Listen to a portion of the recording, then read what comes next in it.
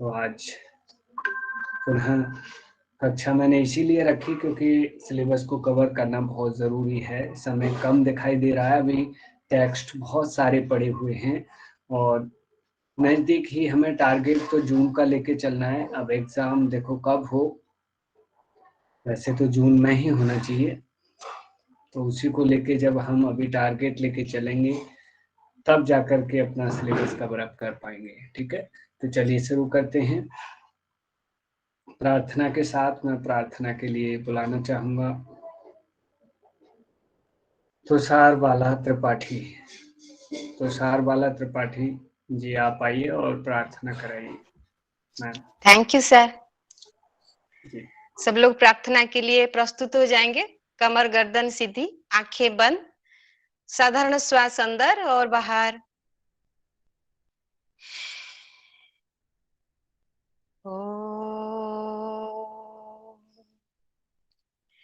योगेन चित्तस्य पदेन वाचा मलं शरीरस्य च वैद्यकेन योपाकरोत्तं प्रवरं मुनीनां पतञ्जलिं प्राञ्जलिरानतोऽस्मि।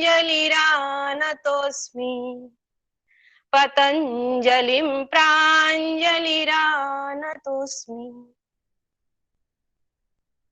दोनों हाथों को रब करें और उस ममता को आंखों के सामने महसूस करें और धीरे धीरे आंख खोल सकते हैं। Thank you. बहुत अच्छे तुषार बाला जी, थैंक यू सर। आपका क्लास बहुत अच्छा लग रहा है। कोई बात नहीं। देखिए, आप इंटरेस्ट से जुड़ोगे तो हर क्लास अच्छी लगेगी। पढ़ने वाले का इंटरेस्ट भी बहुत जरूरी होता है। पढ़ाने वाले का कितनी भी कोई मेहनत कर ले, जब तक पढ़ने वाला राजी नहीं है और वो इंटरेस्ट के साथ नहीं जुड़ेगा, लगन के साथ, तो एक्चुअली वो किसी को नहीं समझा सकता।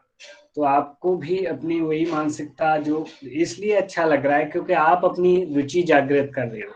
आप सोच रहे हो कि मतलब हमारा जो स्टाफ है, हमारा जो एमडी भाई परिवार है, कितनी मेहनत कर रहा है आप लोगों के साथ, तो आप भी कर यस रहे सर। हो, तो इसलिए आपको समझ में आ रहा है। और जो लोग केवल टाइम पास कर रहे हैं, बहुत सारे लोग ऐसे हैं जो कि टाइम पास कर रहे हैं, या फिर वो ये सोच रहे हैं कि सर मेहनत करें या तुषार वाला मैम या कोई और मेहनत करे लेकिन जेआरएफ हमें मिले, तो ऐसा तो होने वाला है नहीं। यदि भाई जेआरएफ जिसको चाहिए, मेहनत उसको ही करनी होगी, है नहीं?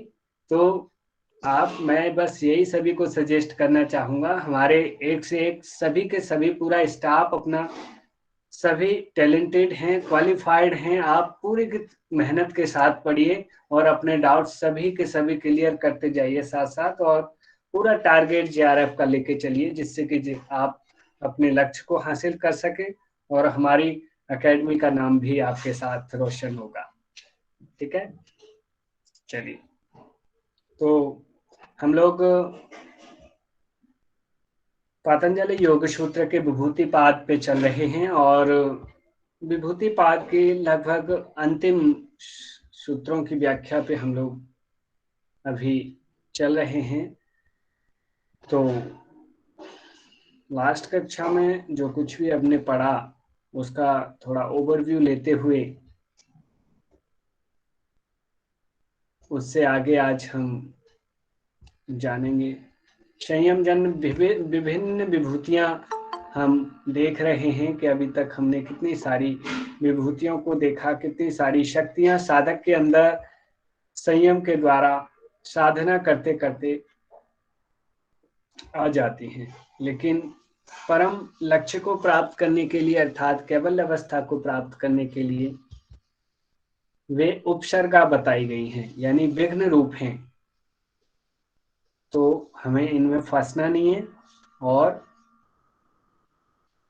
एक्चुअली हमने लास्ट कक्षा में जो पढ़ा था वो यहाँ उदान वाले इस वाले सूत्र से पढ़ा था। मैं थोड़ा आपको ओवरव्यू दे दूं कि पंच प्राण होते हैं और पंच प्राणों में उदान एक प्राण है।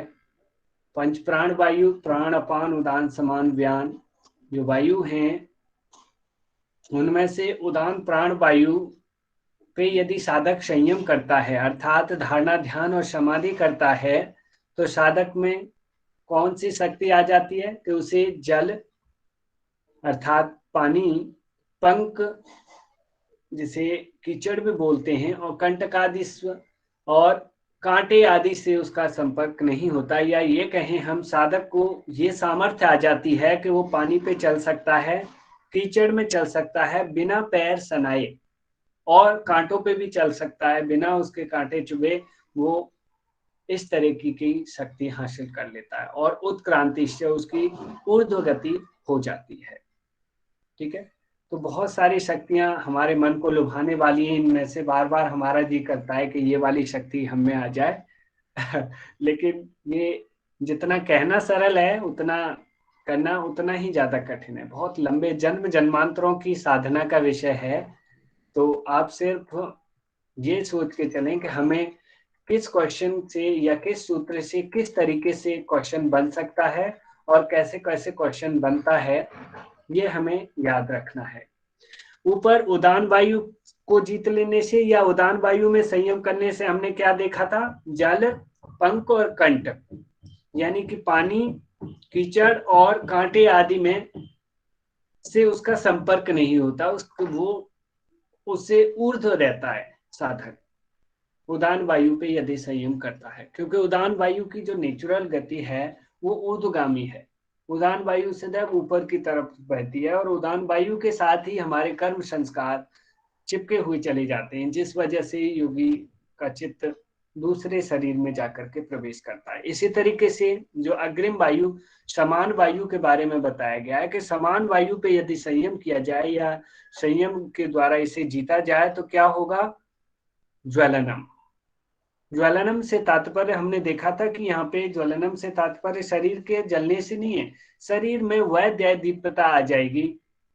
वो जठराग्नि, देखो समान वायु नाभि मंडल में स्थित है, जठराग्नि भी नाभि मंडल में स्थित है। एक्चुअली जो डाइजेस्टिव जूसेस को मुख्य रूप से जठराग्नि बोलते हैं, तो वो इसके इस तरीके से दैदीप्यमान हो जाएंगे कि पूरी तरीके से उसका जो अन्न आहार जो लिया जा रहा है उसका डाइजेशन हो सके, उसका पूर्ण सार तत्व साधक को प्राप्त हो सके इस टाइप से, और पूरा उसका शरीर दैदीप्यमान प्रकाशमान रहे। वो शक्ति समान वायु को जीत लेने से आ जाती है। हमने पहले 36वें सूत्र में 6 सिद्धियां देखी थी, श्रावण, वेदना, दर्शा, स्वाद, वार्ता, जायंती। तो उनमें से जो श्रावण शक्ति है जिसमें संयम करने से हमने देखा था, अब श्रावण शक्ति को के बारे में बता रहे हैं कि जो श्रवण शक्ति है श्रोत्रेंद्रिय वाली, जो श्रोत्रेंद्रिय की शक्ति है श्रवण शक्ति, सुनना, और श्रोत अर्थात श्रोत्रेंद्रिय क्या है? कान। तो हमने देखा था कि कान और आकाश में संयम करने से क्या होता है? दिव्यम श्रोत्रम, साधक में वह शक्ति आ जाती है कि वह दिव्य शब्द को सुन सकता है, अर्थात सूक्ष्म से सूक्ष्म शब्द को सुन सकता है साधक। उसके साथ साथ ये भी कहा गया है कि इवन साधक बैठा है दिल्ली में, तो अमेरिका में जो बात चल रही है या उसे वहां की कुछ बात जाननी है तो उस बात को भी सुन सकता है किसी की। अब सोचिए कितनी बड़ी शक्ति है कि आप बैठे कहीं पे हो लेकिन बातें कहीं की भी सुन सकते हो। ये कब आएगी शक्ति? श्रवण इंद्रिय और आकाश के संबंध में संयम करने से। ठीक है, अग्रिम सूत्र में हमने देखा था कि आकाश में गमन करने की शक्ति, या ये कहें आकाश में उड़ने की शक्ति जो हमारे हनुमान जी में विद्यमान थी, तो वो किससे आती है? उससे काय और आकाशयो संबंध। ऊपर हमने देखा था स्रोत्र और आकाश का संबंध, यहाँ पे काय अर्थात शरीर और आकाश के संबंध से में संयम कर लेने से क्या होगा? और उसके साथ साथ एक चीज और बताई, लघु तूल समापत्ति, जो हल्की वस्तुएं हैं, रुई आदि और भी जो भी आपको हल्की वस्तुएं जितनी दिखाई देती हैं, उनमें यदि संयम किया जाए तो साधक में आकाश गमन की शक्ति या विभूति आ जाती है, सामर्थ्य आ जाती है। ठीक है, ये हमने लास्ट कक्षा में पढ़ लिया था।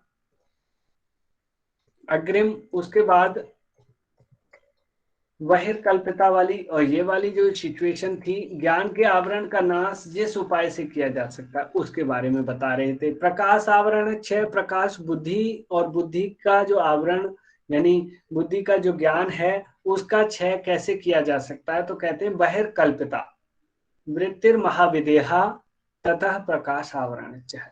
शरीर के बाहर अकल्पित और स्थिति का नाम महाविदेहा है, यानी कि मन के शरीर से बाहर, शरीर में रहते हुए मन यदि किसी वृत्ति से जुड़ा हुआ है तो उसे कल्पित कहा जाता है, और जब मन शरीर से बाहर चला जाता है और तब वो किसी वृत्ति से जुड़ता है तो वो अकल्पित कहा जाता है, और उस अकल्पित अवस्था को, उस स्थिति का नाम महाविदेहा है। और उसमें संयम किया जाए तो साधक में की बुद्धि की ज्ञान की शक्ति का आवरण क्षय हो जाता है, यानी कि जो उसकी ज्ञान पे जो आवरण पड़ा हुआ है उसका क्षय हो जाता है। कब होगा कि मन की शरीर में रहते हुए जो वृत्ति के साथ अटैचमेंट है उसे कल्पित बोलते हैं। और मन का साधक ऐसे होते हैं, बहुत से महर्षि, बहुत से विद्वान गण और बहुत से तपस्वी ऐसे ऐसे होते हैं जो अपने मन और चित्त को शरीर से बाहर निकाल देते हैं और फिर पुनः वापस शरीर में आ जाते हैं। तो जो शरीर से बाहर निकलने वाली अवस्था है उसे अकल्पित और उसे महाविदेहा नाम भी दिया गया है। ठीक है, उससे क्या होता है कि उससे बुद्धि की ज्ञान शक्ति के आवरण का क्षय हो जाता है, यानी जो अज्ञानता है या अविद्या कहें वो अविद्या दूर होती है। ये हमने लास्ट में देख लिया था। अब हमने यहां तक ऊपर संयम जन्य सिद्धियों को जाना था। अब इससे आगे ग्राह्य, ग्रहण और गृहीता 3 शब्द हमने सुने थे। ग्राह्य अर्थात जिन्हें खाया जाए या ग्रहण किया जाए, और ग्राह्य मुख्यतः पंच महाभूत और उनके विषयों को ग्राह्य कहा जाता है। ग्रहण इंद्रियां और मन आदि उसे ग्रहण करते हैं, और गृहीता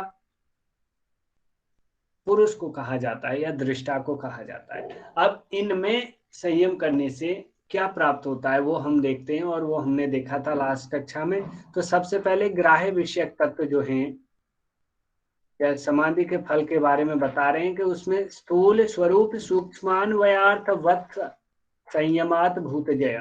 तो इसकी ये क्या होता है कि पृथ्वी, जल, अग्नि, वायु और आकाश, इन सभी 5 भूतों की हर एक की 5 अवस्थाएं देखी थी हमने। स्थूल अवस्था जिस अवस्था में ये इंद्रियों से इंद्रिय गोचर होती हैं, दिखाई देती है, उसे स्थूल अवस्था कहा जाता है। स्वरूप अवस्था में हमने देखा था कि पृथ्वी का स्वरूप अवस्था, पृथ्वी की जो है पिंड रूप है, मूर्ति रूप है। जल की स्वरूप अवस्था गीलापन है। अग्नि की स्वरूप अवस्था उष्णता एवं प्रकाश, तथा वायु की गति एवं कंपन, और आकाश की जो स्वरूप अवस्था है वो अवकाश अर्थात खालीपन हमने जाना था। तो इसमें संयम करने से, और ऊपर वाला जो ये स्थूल अवस्था में प्लस उसके साथ साथ सूक्ष्म अवस्था अर्थात महाभूतों की सूक्ष्म महाभूत जिन्हें कहते हैं, या ये कहें तन्मात्राएं। तो आकाश की शब्द है, वायु की स्पर्श है, अग्नि की रूप है, जल की रस है, और पृथ्वी की गंध है। तो इनको सूक्ष्म अवस्था बोलते हैं। ठीक है, अन्वय अवस्था से तात्पर्य है कि इन 5 महाभूतों में तीनों गुणों का स्वभाव क्या है। तीनों गुणों का स्वभाव विद्यमान है। कौन कौन सा? सत्व गुण का स्वभाव है प्रकाश, रजोगुण का क्रिया, और तमोगुण का स्थिति। और इसी इन तीनों की उपस्थिति की जो अवस्था है उसे अन्वय अवस्था कहते हैं।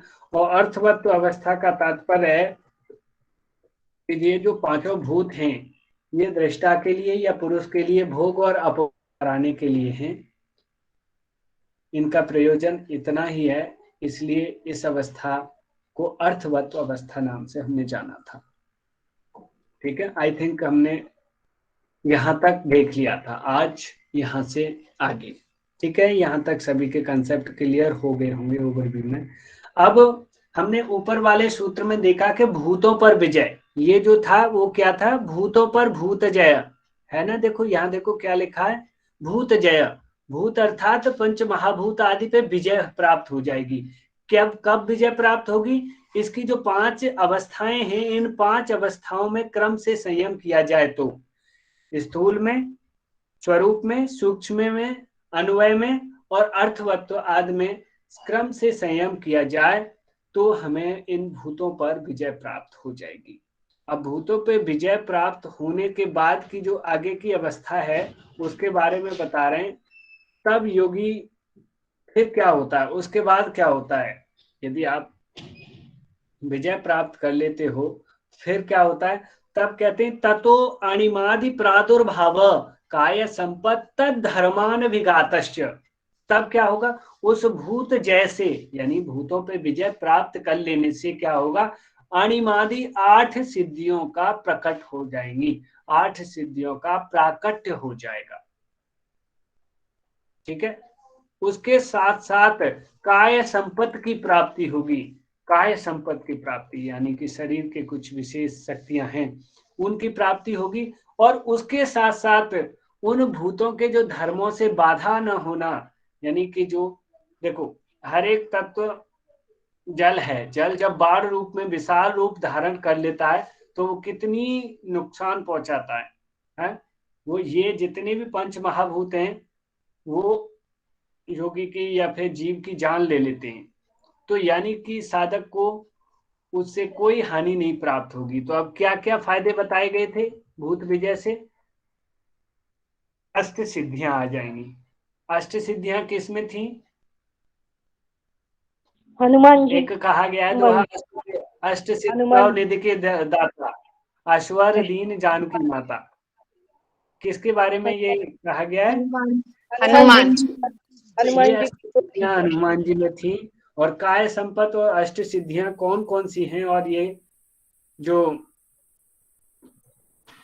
धर्मान विघातस्य से क्या तात्पर्य है इसके बारे में अब पहले 8 सिद्धियों को समझ लेते हैं कि आखिर 8 सिद्धियां कौन कौन सी हैं।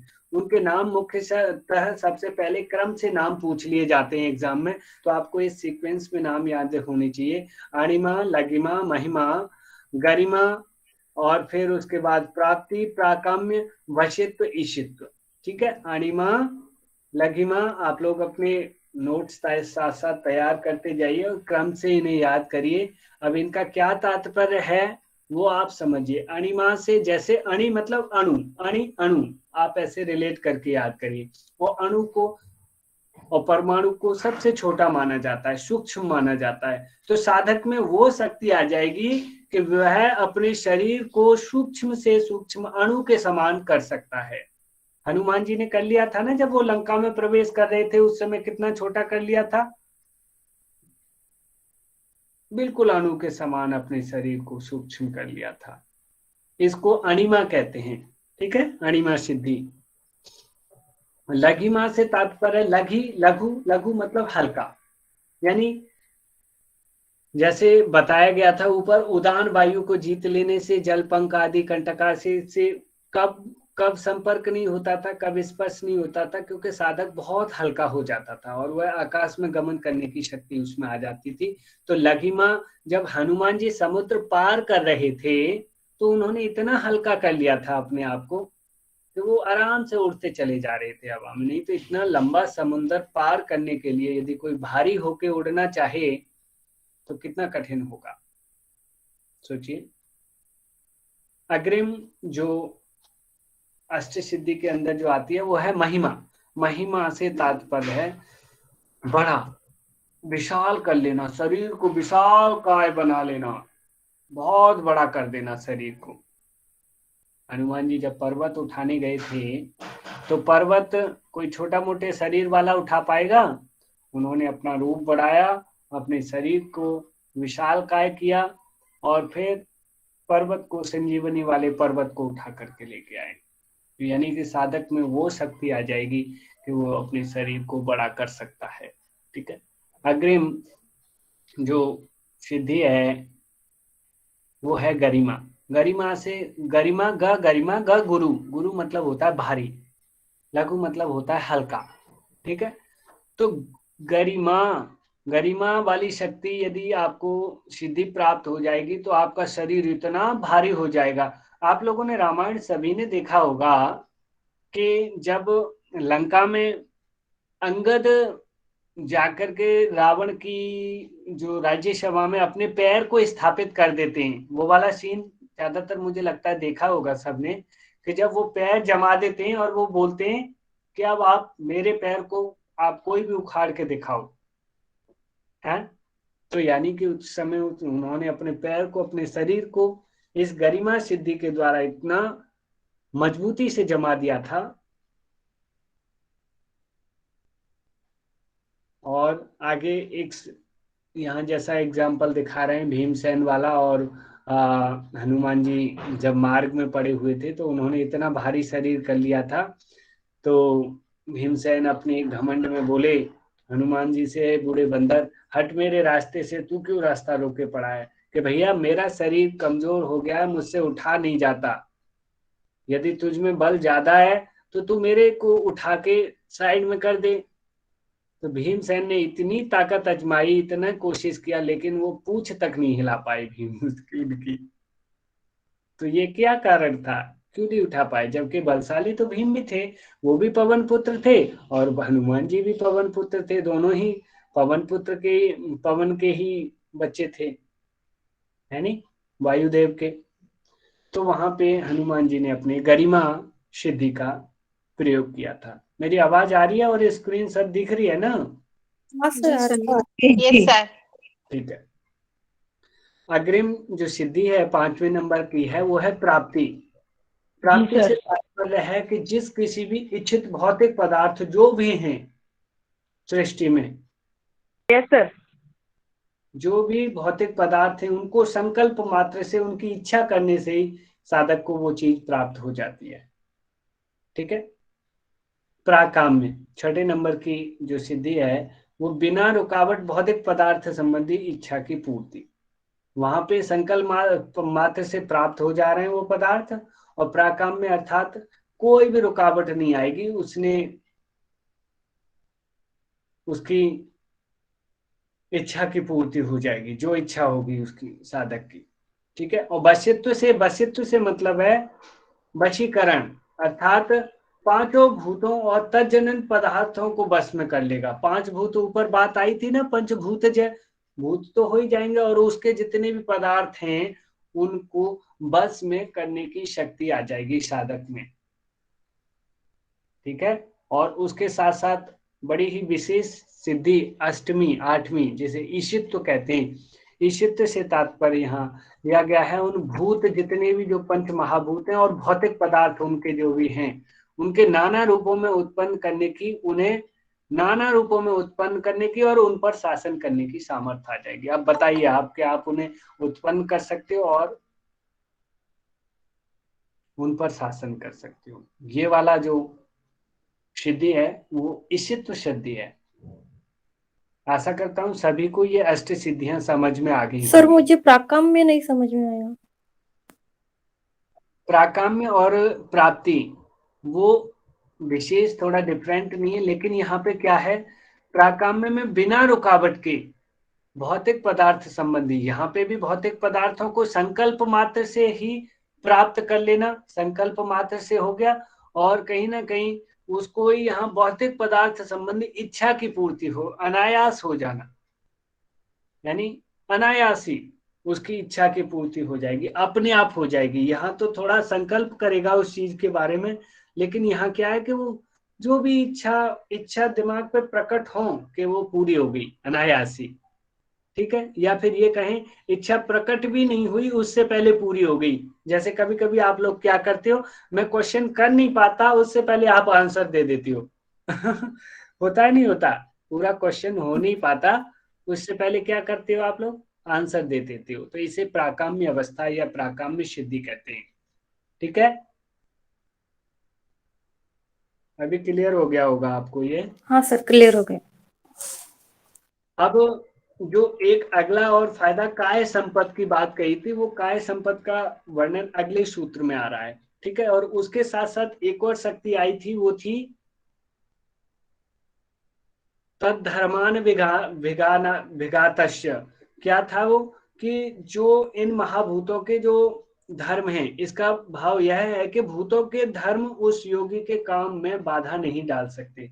पृथ्वी के अंदर भी उसी प्रकार प्रवेश कर सकता है जैसे हर एक मनुष्य जल में प्रवेश कर सकता है, ऐसे चला जाता है साधक। सोचिए, पृथ्वी का धर्म स्थूल भाव कड़ापन उसे बाधा नहीं करता, और उस पर पत्थरों की वर्षा की जाए तो वे उसके शरीर में आघात नहीं पहुंचा सकते। अब सोचिए, पत्थर फेंकोगे उस योगी पे तो वो पत्थर फूल बन जाएंगे या हल्के बन जाएंगे, वो उसको चोट ही नहीं पहुंचाएंगे, ये शक्ति आ जाएगी। इसके इसी तरह जल का गीलापन उसके शरीर को गला नहीं सकता, कितना भी उसे पानी में डाल के रखो वो गलेगा नहीं। अग्नि में यदि उससे प्रवेश करवा दो तो वो जलेगा नहीं। कितनी गजब की शक्ति आ जा रही है उसमें। अर्थात सर्दी, गर्मी, वर्षा आदि कोई भी भूतों के धर्म जितने भी हैं, वो शरीर में किसी भी प्रकार का कोई भी कष्ट उसे दे नहीं सकते। कितना बड़ा अच्छा प्राप्त हो रहा है ना फल। अब देखिए काय संपत्ति क्या है। काय संपत्ति की भी प्राप्ति हुई थी ना भूत जय कर लेने पर, तो काय संपत्ति के बारे में आप बताते हैं। तो काय संपत्ति के बारे में कहते हैं कि रूप, लावण्य, बल, वज्र, संहन, नत्वानि काय संपत्ति। क्या क्या है काय संपत्ति? काय संपत्ति है रूप, नंबर 1। इनको क्रम से याद कर लेना, इनके नाम आ जाते हैं कि निम्नलिखित से 40 पर ही अटक गई है, आगे जाने दीजिए। 46 पर 46 पे आगे नहीं बढ़ रही सभी को। सर नहीं मैम, आपका गई है, बढ़ रही है। मैम आप अपना ना देख लीजिए जैसे बढ़ रही है, ठीक है। तो अभी हम काय संपत्ति को जाने, तो काय संपत्ति कौन कौन से हैं? रूप, लावण्य, बल और वज्र के समान संगठन या वज्र के समान शरीर, ये कह सकते हैं आप। तो ये क्रम से पूछ लिए जाते हैं कि निम्नलिखित में से निम्नलिखित काय संपत्ति को क्रम में लगाइए, या फिर पूछ लिया जाएगा इनमें से 3 होंगे, एक चौथा नहीं होगा, निम्नलिखित में से काय संपत्ति कौन सा नहीं है, ऐसे पूछ लिया जाता है। तो आपको इनके नाम याद होने चाहिए और इनके मतलब याद होने चाहिए कि इनका मतलब क्या है। अब जो रूप, जो पहला काय संपत्ति है, काय संपत्ति से तात्पर्य है पहले वो शरीर की संपदाएं या शरीर की वो शक्तियां, ठीक है। तो पहला है का रूप। रूप से मतलब है अत्यंत सुंदर आकृति, यानी अच्छी। रूप किसे कहते हैं? जिसका अच्छा फिगर या अच्छा फेस या अच्छी सुंदर आकृति, पूरा फिगर से तात्पर्य है, केवल फेस से ही नहीं, अच्छी सुंदर आकृति को क्या कहते हैं? रूप। लावण्य, अगला है लावण्य, अंगों में चमक, केवल सुंदर आकृति या वैसे अच्छी आकृति से ही तात्पर्य नहीं, उसमें चमक भी होनी चाहिए, वो लावण्य। और बल, बल की बहुलता होनी चाहिए, उसमें बल भी होना चाहिए। और वज्र समान संगठन, अर्थात कि उसका जो शरीर है समस्त अंगों का वज्र की भांति दृढ़ और परिपूर्ण हो। समझ पा रहे हो आप उसका? और ये चारों शरीर संबंधी संपदाएं हैं, और ये किस पे वो करने से, किस पे संयम करने से प्राप्त हो रही है? काय संपत्ति। काय संपत्ति तो इन्हें कहा जाता है, लेकिन ये भूतों को जीतने पर। हाँ, भूतों को जीतने पर, वेरी गुड, भूत जय कर लेने पर ये शक्तियां साधक में आ जाती हैं। ठीक है, आगे बढ़ते हैं। अभी क्लियर है सभी को यहाँ तक? जी अनिमादि जो सिद्धियां हैं वो भी भूतों पर विजय प्राप्त करने के बाद ही आती हैं, और ये भी बिल्कुल बिल्कुल, वो भी ये भी। और इवन एक शक्ति और बताई थी कि कोई भी पंच महाभूत उसे हानि नहीं पहुंचा सकता। पत्थर मारोगे उसके पत्थर नहीं लगेगा, जल में डुबाओगे वो गला नहीं सकता, अग्नि उसे जलाएगी नहीं। ये भी शक्ति भी भूत जय कर लेने से ही आती है। ठीक है, अब ये ऊपर वाली ग्राह्य विषयक थी, और अब जो बात चल रही है वो अब इंद्रियों में की जाने वाली ग्रहण विषयक समाधि और उनके फल का वर्णन होगा। ठीक है, ऊपर क्या थी? ग्राह्य विषयक चल रही थी, पंच महाभूतों से जुड़ी, अब इंद्रिय से जुड़ी चलेंगी। ठीक है, तो इंद्रियों के बारे में कह रहे हैं, ग्रहण, स्वरूपास्मितान्वयार्थ, वत्व, संयमाद, इंद्रिय जय। अब इससे क्या होगा? इसकी भी 5 अवस्थाएं हैं। जैसे ऊपर हर एक पंच महाभूत की 5 अवस्थाएं थी, ऐसे ही इसमें जो इंद्रियां हैं, ठीक है, उन मन सहित पांचों इंद्रियों की 5 अवस्थाएं हैं। कौन कौन सी हैं वो? ग्रहण, स्वरूप, अस्मिता, और 2 वही है जो अन्वय और अर्थवत्व, वही वाली जो पंच महाभूतों की थी। ठीक है, अब इन 5 अवस्थाओं में संयम करने पर, जैसे भूत वाली में हमने 5 अवस्थाओं में संयम किया था, इसी तरीके से अब इंद्रियों वालियों में या मन सहित इंद्रियों वाली में अब इनमें संयम करने से क्या प्राप्त होता है? उसमें भूत जय हो गया था, और इसमें क्या हो जाएगा? इंद्रिय जय, मन सहित समस्त इंद्रियों पर विजय प्राप्त हो जाएगी। मन को भी जीत लेगा और इंद्रियों को भी जीत लेगा साधक। ठीक है, समझ में आ पा रहा है ये वाले सूत्र का तात्पर्य? सर एक बार सर रिपीट कर दीजिए प्लीज।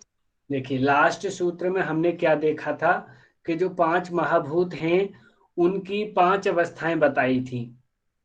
स्वरूप, और ये जो है स्वरूप, सूक्ष्म, अन्वय, अर्थवत्व है, और स्थूल, ये देखा था ना। तो इसी तरीके से वो किसकी अवस्थाएं थी? पंच महाभूत की। अब इसी तरीके से 5 अवस्थाएं ये मन और इंद्री की हैं, और इनमें उनमें संयम करने से क्या हुआ था? भूतों पे विजय प्राप्त हो गई थी, अर्थात पंच महाभूत पे विजय प्राप्त हो गई थी। अब इनमें संयम करने से साधक को क्या प्राप्त हो रहा है? मन पर और इंद्रिय पे विजय प्राप्त, इंद्रियों पर विजय प्राप्त हो रहा है, मन सहित इंद्रियों पे। ठीक है, अब बात आती है कि ग्रहण क्या है, स्वरूप कौन सी अवस्था है, अस्मिता से क्या तात्पर्य है, और अन्वय और अर्थवत्व तो वैसे सेम वही है जो ऊपर था, वही चीज है जो ऊपर हमने पढ़ा था। अन्वय से तात्पर्य क्या देखा था हमने? प्रकाश, क्रिया, स्थिति। यस, उन गुणों की स्थिति, यानी उसमें जो गुण हैं, जो तत्व में, प्रत्येक पंच महाभूत में जो गुण हैं, सत्व, रज, तम, उनके जो कार्य हैं और उनसे उनकी उपस्थिति को इंडिकेट जो करना है, उसे अन्वय अवस्था कहते हैं। और अर्थवत्व से तात्पर्य था कि जो पंच महाभूत थे वो किसके लिए थे? भोग और अपवर्ग के लिए। इसी तरीके से ये मन और इंद्रियां किसके लिए हैं? दृष्टा के भोग और अपवर्ग के लिए। बिल्कुल। तो अब ग्रहण, स्वरूप और अस्मिता को समझ लेते हैं। तो ग्रहण क्या है? ग्रहण से तात्पर्य है विषयों को ग्रहण करते समय जो वृत्ति के आकार में मन सहित इंद्रियों की अवस्था है, वह उनकी ग्रहण अवस्था है। विषयों को जब वो ग्रहण करती है, जितने भी जो बाहरी विषय हैं उनसे जब इंद्रियां विषयों को ग्रहण करती है, तो उनकी एक अवस्था होती है ना, उनका एक आकार होता है ना, वो उससे कैसे जुड़ी हुई है। और मन सहित इंद्रियों की अवस्था, दोनों की, मन की क्या अवस्था होती है? वो उससे जुड़ा रहता है कि ये प्राप्त हो मुझे, मैं अब ये ग्रहण कर रहा हूं। यह उनकी ग्रहण अवस्था है, यानी उसको ग्रहण करते वक्त जो उससे का लगाव, या जो मन और इंद्रियों का उस विषय से अटैचमेंट होना, उनकी ग्रहण अवस्था है। ठीक है, अब अग्रिम आता है स्वरूप अवस्था। स्वरूप से तात्पर्य है कि मन और इंद्रियों का स्वाभाविक स्वरूप क्या है? हर एक इंद्रिय का अपना अपना स्वाभाविक स्वरूप है। आंख का स्वाभाविक स्वरूप है कि वो देखेगी, कान का स्वाभाविक स्वरूप है कि वो सुनने के लिए है, वो सुनना उसका काम है। जीभ का स्वाभाविक स्वरूप है कि वो रस का आस्वादन के लिए ललचाती रहेगी, है नी? तो ये इनके स्वाभाविक स्वरूप जो कि अपने अपने स्थान में विद्यमान हैं, हर एक तत्व में हैं, और लक्षण संकेत से जानने में भी आते हैं, इन्हें जाना भी जा सकता है। तो यह उनकी स्वरूप अवस्था है। ठीक है सर मन का स्वाभाविक स्वरूप क्या होता है? मन का स्वाभाविक स्वरूप है चंचलता। वो कभी स्थिर नहीं रहेगा, कभी ये कभी वो। अब ये मिल गया, ठीक है, मुझे अभी बर्फी खाने को मन करा, ठीक है, अब तुरंत अब रसगुल्ला खाने पे आ गया मन, अब तुरंत गोलगप्पे खाने पे आ गया। यानी वो स्थिर नहीं रहेगा, एक के बाद एक के बाद एक के बाद एक विचलित होता रहेगा। संकल्प विकल्प मनः, ठीक है, उसका स्वाभाविक स्वरूप ये है कि वो ये करता है। ठीक है, अस्मिता, अस्मिता क्या करती है? अस्मिता से तात्पर्य है कि यह मन सहित इंद्रियों का सूक्ष्म रूप है। हम सभी जानते हैं कि मन का भी और इंद्रियों का भी सूक्ष्म रूप अस्मिता है, जिसे दूसरे नाम से हम अहम तत्व या अहंकार नाम से भी जानते हैं। इसी से मन सहित 10 इंद्रियों की उत्पत्ति हुई है। मन भी उत्पन्न हुआ है और ये जो 10 इंद्रियां, पंच ज्ञानेंद्रियां, पंच कर्मेंद्रियां जो उत्पन्न हुई है वो अस्मिता से, अर्थात ये कहें अहंकार से उत्पन्न हुई है। यह उनकी सूक्ष्म अवस्था कही जाती है। ठीक है, अब इनकी अन्वय अवस्था हम जान गए कि इनमें जो स्थित तीनों गुणों का स्वभाव, प्रकाश, क्रिया और स्थिति जो व्याप्त है वह इनकी अन्वय अवस्था है। और उसके साथ साथ अर्थवत अवस्था जो सेम पहले पढ़ी थी, ये मन सहित सब इंद्रियां पुरुष के भोग और अपवर्ग के लिए हैं, यही इनकी अर्थवत अवस्था है। अब इन अवस्थाओं में क्रम से संयम करने पर योगी को क्या फायदा होता है, क्या फल मिलेगा? इंद्रियों को जीत लेगा। यस, क्या होगा? संयमात इंद्रिय जय। वहां पे क्या था ऊपर? भूत जय, यहाँ पे इंद्रिय जय। केवल इंद्रिय नहीं, मन सहित बात कही गई। मन सहित इंद्रिय हाँ, जय। तो इंद्रियों पे विजय प्राप्त हो जाएगी। अब उसका फल बताते हैं। ऊपर फल बताया गया था कि यदि भूतों को जीत लेगा तो क्या होगा? ततो अनुमादि प्रादुर्भाव है, तद धर्मान विघातश्च काय संपत तद धर्मान विघातश्च। तो काय संपत मिले थे, अष्ट सिद्धियां आई थी, और जो पंच महाभूत थे उनसे उस साधक को कष्ट नहीं आघात का परिणाम नहीं, ये उसका फल मिला था। अब इन इंद्रियों को जीतने से क्या फायदा होगा साधक को, वो इस सूत्र में कहते हैं। वो कहते हैं ततो मनोज वित्वम विकरण भाव प्रधान जयश्च। अब इससे क्या होगा? इससे कहते हैं कि उस इंद्रियों को जीत लेने से या उनमें संयम कर लेने से मनोज वित्वम, मन के सदृश गति, जो मन की गति होती है ना, एवं शरीर के बिना भी, शरीर ना भी हो तो भी विषयों का अनुभव करने की शक्ति, शरीर ना भी है, आप शरीर से अलग है ये तत्व मन, या फिर दृष्टा, बुद्धि और अन्य जो तत्व हैं वो उससे शरीर से अलग भी हैं, फिर भी क्या शक्ति आ जाएगी? मन के सदृश गति, जो मन जिस गति से दौड़ता है वो शक्ति आ जाएगी। और शरीर के बिना भी विषयों का अनुभव करने की, जो विषयों से जो जुड़ती हैं हमारी इंद्रियां जो जुड़ रही थी, वो शरीर ना भी रहे, यानी नाक नासिका नहीं है फिर भी वो सूंघ ले रहा है, आंख नहीं है फिर भी वो देख ले रहा है साधक, समझ रहे हो आप? कान जी नहीं है जी, फिर भी सुन यानी रहा है। मूल प्रकृति पर विजय प्राप्त होता है। हाँ, और मूल प्रकृति पर विजय प्रधान प्राप्त। जय प्रकृति पर अधिकार, यानी वो प्रकृति पर अधिकार प्राप्त कर लेता है इंद्रियों को जीत लेने से। ठीक है,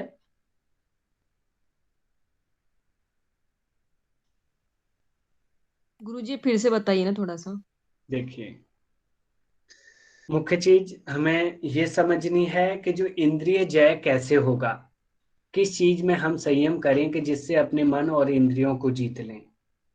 तो ऊपर बताई गई थी 5 अवस्था, ग्रहण, स्वरूप, सूक्ष्मान्वय, सूक्ष्म और अन्वय और अर्थवत्व, ये 5 अवस्थाएं बताई थी कि इनमें यदि क्रम से संयम किया जाए तो साधक इंद्रिय जय कर लेता है, अर्थात वो इंद्रियों पे विजय प्राप्त कर लेता है। ठीक है, अब इस सूत्र में ये बताया जा रहा है कि जिस साधक ने इंद्रिय विजय प्राप्त कर लिया या इंद्रिय जय कर लिया उसका फायदा क्या है, इंद्रियों को जीतने से क्या फायदा होगा। तब वो बता रहे हैं कि ततो मनोज वित्वम विकरण भाव प्रधान जयस्य, उस इंद्रियों पे जय कर लेने से क्या होगा? मनोज वित्वम अर्थात मन के सदृश गति, जिस दौड़ से मन दौड़ता है वो गति आ जाएगी। और उसके साथ साथ विकरण भाव, विकरण भाव से मतलब है शरीर के बिना भी विषयों का अनुभव करने की शक्ति आ जाएगी। शरीर नहीं है, या ये कहें वह शरीर, देखो नाक जो है वो शरीर है, लेकिन जो नाक की शक्ति है, सूंघने की शक्ति को इंद्री कहते हैं, ना कि इस नाक को जो फिजिकली हमें जो दिख रही है। आप मेरी बात समझने की कोशिश करना। एक्चुअली मैं कहूं कि मेरे पास ये आंख जो फिजिकली रूप से जिसे हम टच कर सकते हैं, देख सकते हैं, ये है, इसे कहते हैं चक्षु इंद्री। तो ये बिल्कुल गलत है। कान है, हम कहें कि इसे कहते हैं स्रोत इंद्री, बिल्कुल गलत है। एक्चुअली ये उसका बाहरी आवरण आवरण है, और इसमें जो शक्ति विद्यमान है, सुनने की शक्ति, उसे स्रोत इंद्री कहते हैं, न कि इस फिजिकल कान को। बहुत सारे साधकों पे हम लोगों ने देखा है ना, जो आ, होते हैं, जिन्हें कहते हैं ना कि दिव्यांग, कान है लेकिन सुन नहीं सकते, तो इसका मतलब उनके पास स्रोत इंद्री नहीं है। आंख है बहुत सारे लोगों पे बाकायदा, बिल्कुल फ्रेश क्लियर आंख, जैसे हम नॉर्मल लोगों की है, ऐसे आंख वाले होते हैं, लेकिन वो देख नहीं सकते। तो उनको ये नहीं कहेंगे कि इनके पास स्रोत चक्षु इंद्री है। नहीं जी, इनके पास चक्षु इंद्री नहीं है, ये कहना होगा। आप समझ पा रहे हो मेरी इस बात को? जी जी जी। सर, बहुत अच्छा। तो आप धन्यवाद कभी गुरु। ये ना कहना कि ये जो फिजिकल रूप से जो दिख रहे हैं, ये ऑर्गन, नाक दिख रही है कि नाक है लेकिन सूंघने की शक्ति नहीं है, तो ये आपके पास घ्राण इंद्री नहीं है, आप ये कहोगे। बहुत सारे साधकों में और बहुत सारे लोगों में क्या होता है, नाक तो है लेकिन वो सूंघ के कुछ भी नहीं बता सकते कि ये क्या चीज की गंध है, कैसी है, कुछ नहीं बताएंगे, क्योंकि पता ही नहीं है, उन्हें काम ही नहीं करती वो इंद्री उनकी। और मोस्टली ज्यादातर बुढ़ापे में जाकर के ये सारी चीजें होना शुरू हो जाती हैं, जब साधक बहुत ज्यादा वयोवृद्ध होने लग जाते हैं लोग, तो क्या होता है कि ना तो उन्हें चक्षु इंद्री ठीक से काम करती दिखता, उन्हें ना, उन्हें सही से सुनाई देता, ना उन्हें टेस्ट ही आता, और ना वो सूंघ ही पाते, और इवन स्पर्श शक्ति भी उतनी काम नहीं करती। ठीक है, तो वहां जो बता रहे थे कि मनोजवित्वम, यानी मन के सदृश गति हो जाएगी, और शरीर यानी नाक ना भी हो तो भी सूंघ लेगा, कान नहीं है फिर भी सुन लेगा साधक, वो वाली शक्ति आ जाएगी। और उसके साथ साथ प्रधान जय प्रकृति पर अधिकार प्राप्त हो जाएगा। ये तीनों सिद्धियां मिल जाएंगी, किससे? इंद्रियों पर मन विजय प्राप्त सहित करना। इंद्रियों पर विजय। प्राप्त कर लेने से, बिल्कुल बिल्कुल, इंद्रियों पर विजय प्राप्त करने से। मुझे लगता है अब ये क्लियर हो गया होगा, अब इसमें किसी का डाउट नहीं होना चाहिए। ठीक है, अब टाइम भी बहुत हो गया है। कौशल सर की कक्षा है ना? हाँ जी जी सर जी आए। है। सर ठीक मेरे है। को वो थोड़ा सा और समझना है, ये क्या? अवस्थाएं सर। अच्छा, हाँ, ये इससे दो। पहले वाला अर्थ तत्व अन्वय, हाँ ये वाला। हाँ, तो इसमें ये इंद्रिय वालों, इंद्रिय की अवस्था की भूत वाली अवस्था है, कौन सी वाली अवस्था ये?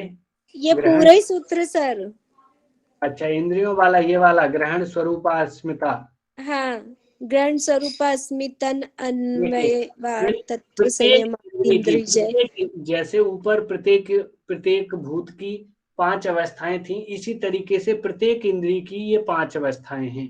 यानी पांच अवस्था चक्षु इंद्रिय की हैं, ग्रहण स्वरूप और अस्मिता, अन्वय और अर्थवत। ऐसे ही 5 अवस्था श्रोत इंद्रिय की हैं, 5 अवस्था ग्रहण की हैं, 5 अवस्था रस इंद्रिय की हैं, और 5 अवस्था स्पर्श इंद्रिय की, ये वाली सभी। अब इनसे तात्पर्य क्या है, ग्रहण से क्या तात्पर्य है, और स्वरूप से और अस्मिता से क्या तात्पर्य है, तथा अन्वय और अर्थवत तो किसे कहते हैं, दोबारा आपको समझना है ये।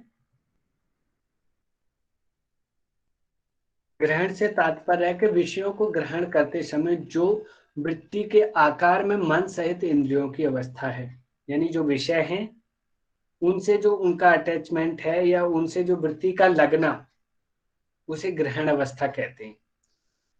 चक्षु मेरे यहाँ है, चक्षु इंद्री, विषय वहां है। मेरे सामने लैपटॉप है, लैपटॉप मेरा विषय है चक्षु का, मेरी चक्षु उससे अटैचमेंट हुई, जैसे ही जुड़ी, मुझे वहां का दृष्टिगोचर होने लग गया, इस अवस्था को ग्रहण अवस्था कहेंगे। ठीक है। स्वरूप अवस्था, स्वरूप उनका क्या है, नेचुरल स्वरूप जो है, मन का स्वरूप है चंचलता, उसमें सदैव चंचलता, संकल्प विकल्प रहता है। बाकी इंद्रियों का, आंखों का देखना, कानों का सुनना, नाक नासिका का सूंघना है, और टंग का रस लेना, आदि आदि है, ये इनकी स्वरूप अवस्था है। अस्मिता अवस्था से तात्पर्य है, अस्मिता से, ये मन और इंद्रियां किससे उत्पन्न हुई हैं? अस्मिता से। अस्मिता को दूसरे शब्दों में अहंकार भी बोलते हैं, अस्मि, मैं का भाव, ठीक है, उससे उत्पन्न हुई है। तो इसी को मन सहित 10 इंद्रियां से उत्पन्न कहा गया। तो इसीलिए इसी ये सूक्ष्म अवस्था है, यह उनकी सूक्ष्म अवस्था है। किनकी? मन और इंद्रियों की। अन्वय अवस्था से तात्पर्य है कि इन सभी इंद्रियों में क्या है? तीनों गुणों का स्वभाव क्या है? प्रकाश। प्रकाश सत्वगुण का प्रभाव है, क्रिया रजोगुण का, और स्थिति तमोगुण का प्रभाव है। वह इनकी अन्वय अवस्था कही जाती है। ऐसे ही यही वाली अवस्था सेम डिक्टो भूतों की भी थी, पंच महाभूतों की।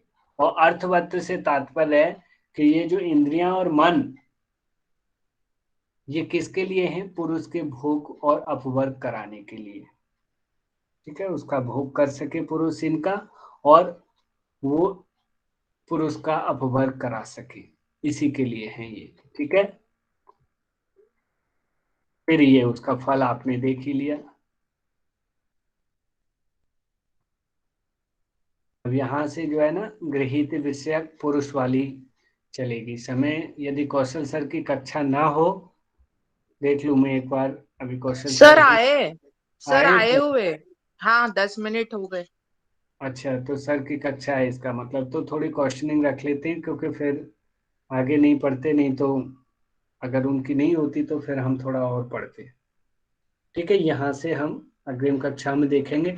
अभी तक हम ग्राह्य विषयक और ग्रहण विषयक समाधि या सिद्धियों को देख चुके हैं, ठीक है। अब गृहीत्र विषयक अग्रिम कक्षा में चलेगी, ठीक है। आप लोगों को आशा करता हूं यहाँ तक सभी को डाउट्स क्लियर हो गए होंगे, और इतना सभी को समझ में आ गया है। तो आप मैसेज करिए और हम लोग क्वेश्चनिंग कर लेते हैं। नहीं तो किसी का विशेष डाउट है तो आप रख सकते हैं।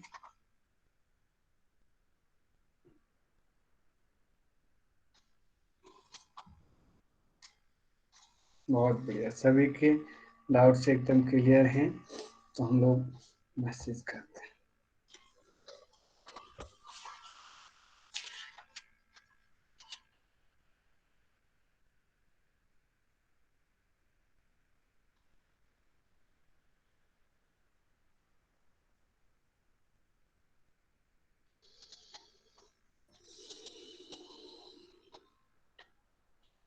तो भूत जय करने के लिए किस में संयम करना होगा? आप लोग टाइप करिए जल्दी जल्दी, सभी लोग टाइप करिए, किस में संयम करेंगे कि जिससे भूत जय हो जाए?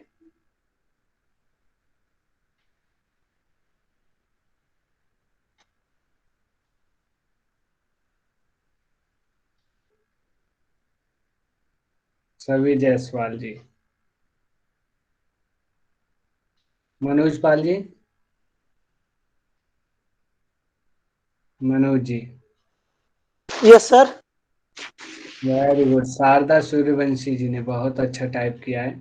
मनोज जी, केवल पंच महाभूत बोलने से तात्पर्य नहीं है, उनकी 5 अवस्थाएं बताई गई थी, तो आपको लिखना है कि उनकी 5 अवस्थाओं में, पंच महाभूतों की 5 अवस्थाओं में क्रम से जी जी संयम सर। करने पर भूत जय होगा, ठीक है। जी सर। Okay sir. अच्छे, अब टाइप करिए सभी लोग के, भूत जय कर लेने से क्या फायदा होगा? भूत जय हो जाएगा यदि साधक को पंच महाभूतों पे विजय प्राप्त हो जाए।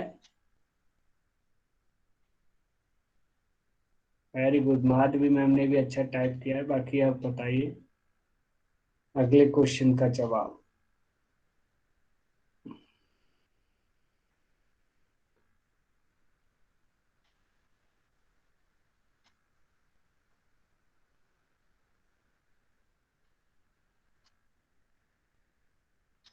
मुख्य रूप से 3 बिंदु हैं, मुख्य रूप से 3 बिंदु हैं। विजय लक्ष्मी नाथ जी बताइए कौन कौन से हैं वो 3 बिंदु जो भूत जय से प्राप्त हो जाते हैं, या 3 सिद्धियां भूत जय कर लेने से प्राप्त हो जाएंगी, बताइए।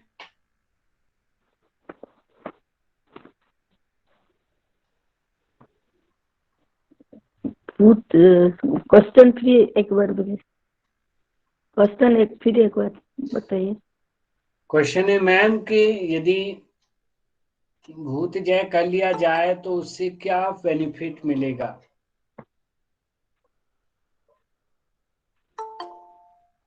अष्ट सिद्धि प्राप्त होगा और और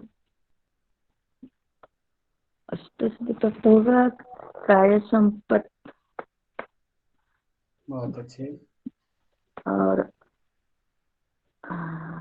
एक है अघट नहीं होता। चल अगली वाली जो शक्ति है वो आयुषी सिंह बताइए। 2 विजय लक्ष्मी मैम ने बताई, बाकी जो अगली शक्ति है वो आयुषी सिंह बताए। क्या सिद्धि प्राप्त? सर धर्मान भी घातश, यानी जो जितने भी भूत हैं उनके जो विषय हैं उनका प्रभाव नहीं होता है। हाँ, मतलब उनसे उन्हें उस साधक को आघात नहीं होगा, कोई भी परेशानी कष्ट नहीं पहुंचा सकते कोई भी पंच महाभूत उसको। ठीक है, ठीक है, ठीक। बहुत बढ़िया। अग्रिम सूत्र है इंद्रिय नहीं, इससे पहले इससे पहले जानना जरूरी है। अणिमादि अष्ट सिद्धियों के नाम टाइप करिए। कौन कौन सी? कोशिश करिए क्रम से, जो टाइप करेगा वो सिकंदर होगा। करिए टाइप अणिमादि अष्ट सिद्धियां।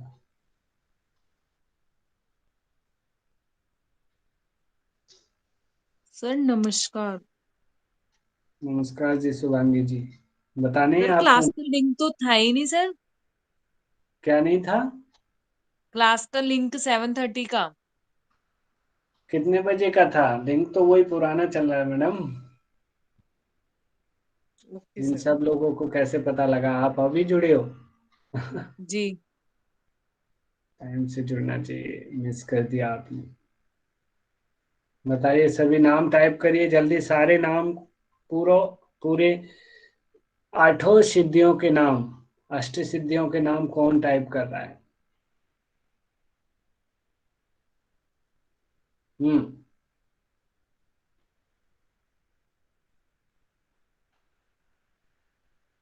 Very good. भास्कर जी, तिरुपति भास्कर, माइक खोल के नाम बताइए तिरुपति भास्कर जी। जी सर। अष्ट सिद्धियां होती है अणिमा, लघिमा, महिमा, गरिमा, प्राप्ति, प्राकाम्य, वशित्व और ईशित्व। Very good. अभी जानना चाहूंगा, टाइप करिए सभी, वह कौन सी सिद्धि है जिसमें साधक अपने शरीर को बहुत भारी कर लेता है, भारी, जिससे भारती माली जी नाम बताइए उस सिद्धि का, जिससे साधक का शरीर बहुत भारी हो जाता है। गरिमा। Very good. नेक्स्ट वन बताइए, कौन सी सिद्धि है जिससे साधक संकल्प मात्र से जो कुछ भी प्राप्त करना चाहता है वो उसे प्राप्त हो जाता है? टाइप करिए। और मिनी सिंह नाम बताइए।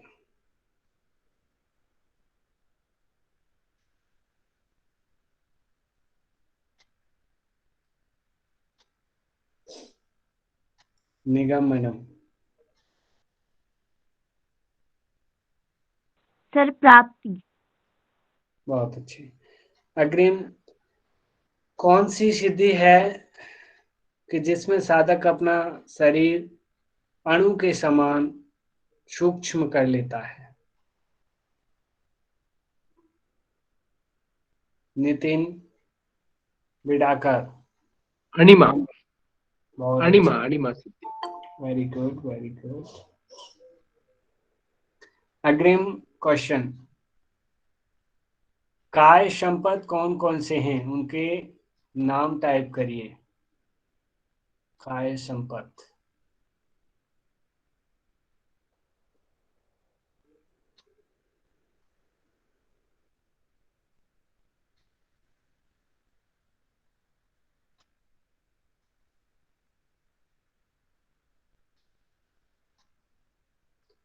पुष्पलता मैम माइक खोल के बताइए। रूप, लावण्य, बल और वज्र। बहुत अच्छे।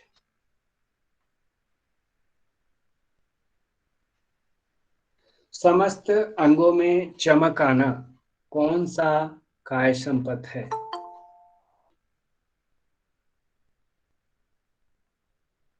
और अभी कमल बाबरा मैम बताएंगी। समस्त अंगों में चमक आना। लवण्य। बहुत अच्छे। अग्रिम, शरीर का वज्र के समान दृढ़ एवं मजबूत हो जाना कौन सी काय संपत है?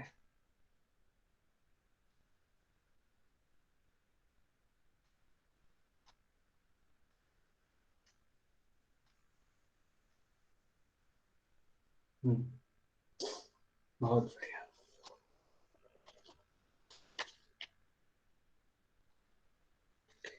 इंद्रिय जय किस में संयम करने से होता है?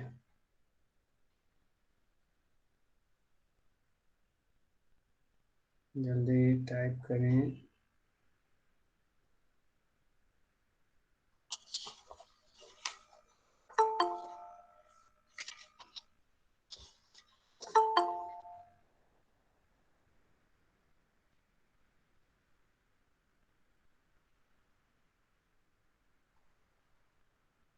शारदा सूर्यवंशी मैम नाम बताइए।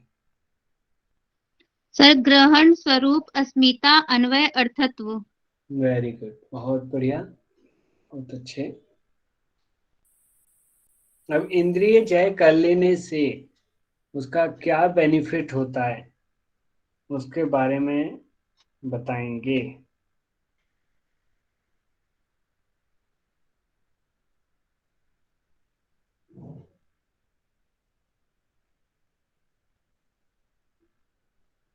बताइए क्या बेनिफिट होगा, या फिर ये कहें हम मन के सदृश गति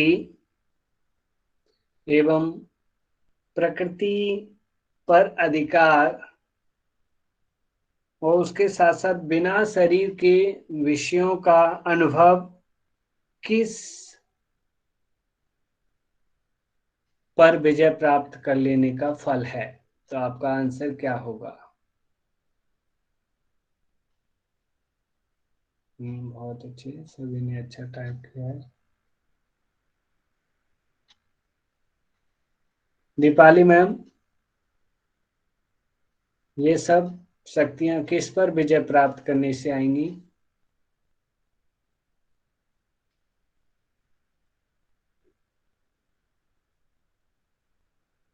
माधवी कुलकर्णी। जी, इंद्रिय जय। इंद्रिय जय, वेरी गुड। चलिए धन्यवाद सभी का, आप लोग बने धन्यवाद। रहिए हरिओम। प्रोफेसर की कक्षा में। एक्चुअली क्वेश्चनिंग के लिए बड़ा कम हरिओम समय गुरुजी। मिलता है। हरिओम। प्रणाम सर। प्रणाम जी। प्रणाम सर। हरिओम। शुभ रात्रि। शुभ रात्रि आपको सभी। नमस्कार भैया जी। धन्यवाद। शिवरात्रि सर। प्रणाम सर, शुभ रात्रि। हाँ जी, सभी को शुभ रात्रि।